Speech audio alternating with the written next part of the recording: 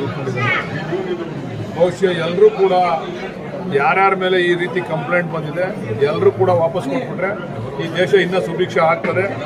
ಇವ್ರಿಗೆ ನಾನು ನಮ್ಮ ಮುಖ್ಯಮಂತ್ರಿಗಳ ಧರ್ಮಪತ್ನಿಗೆ ಧನ್ಯವಾದ ಹೇಳ್ತೀನಿ.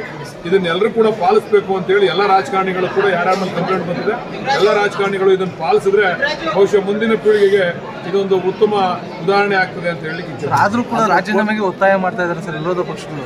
ಈ ವಿರೋಧ ಪಕ್ಷಗಳು ಇನ್ನೇನು ನಮ್ಮ ರಾಜೀನಾಮೆ ಒತ್ತಾಯ ಮಾಡಿದ್ರೆ ಇನ್ನೇನು ಅವ್ರ ಕೆಲಸ ಬೆಳಿಗ್ಗೆ ಅಂದರೆ ರಾಜೀನಾಮೆ ಅವ್ರಿಗೆ ಇನ್ನೇನು ಕೆಲಸ ಇಲ್ಲ.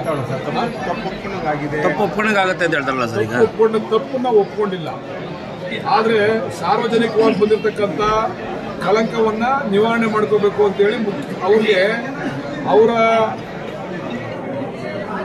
ಯಜಮಾನರು ಅವರ ಮೇಲೆ ಅವರ 60 ವರ್ಷ ರಾಜಕೀಯ ಜೀವನದಲ್ಲಿ ಯಾವತ್ತೂ ಕೂಡ ಕಳಂಕ ಬಂದಿರಲಿಲ್ಲ. ನನ್ನಿಂದ ಅವರಿಗೆ ಕಳಂಕ ತಟ್ಟಿದೆ. ಅದರಿಂದ ನನಗೆ ಅವರ ವ್ಯಕ್ತಿತ್ವಕ್ಕಿಂತ ನನಗೆ ಆಸ್ತಿ ದೊಡ್ಡದಲ್ಲ ಅಂತೇಳಿ ವಾಪಸ್ ಕೊಟ್ಟಿರ್ತಕ್ಕಂಥದ್ದು. ತಪ್ಪು ಒಪ್ಕೊಂಡಂಗಲ್ಲ. ಅದನ್ನು ಮಂಜೂರು ಮಾಡಿರ್ತಕ್ಕಂಥವ್ರು ಬಿಜೆಪಿ ಸರ್ಕಾರದಲ್ಲಿ ಮೂಡೋದವ್ರು ಮಂಜೂರು ಮಾಡಿರ್ತಕ್ಕಂಥದ್ದು, ಸಿದ್ದರಾಮಯ್ಯನವ್ರು ಮಂಜೂರು ಮಾಡಿರ್ತಕ್ಕಂಥದ್ದಲ್ಲ.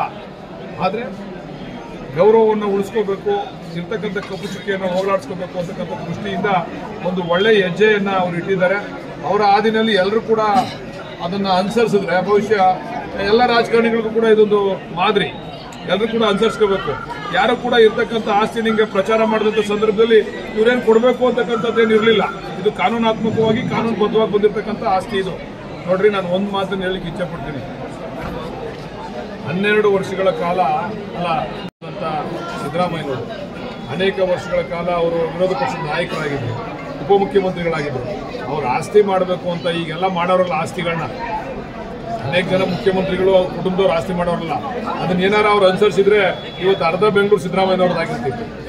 ಇದನ್ನು ದಯಮಾಡಿ ಅರ್ಥ ಮಾಡ್ಕೋಬೇಕಾದ. ಯಾವುದೇ 14 ಸೈಟು ಅವಯ್ಯ ಮನ್ಸು ಮಾಡಿದ್ರೆ ಬೆಂಗಳೂರಿನೆಲ್ಲ 140 ಸೈಟ್ ಕೂಡ ಜನ ಅವ್ಕೊಂಡ್ರಿ. ಇದು ಯಾವುದೋ 14 ಸೈಟ್ ಇಟ್ಕೊಂಡು ಎಲ್ಲ ಅಳ್ಳಾಡಿಸ್ತಾ ಕೂತವ್ರೆ.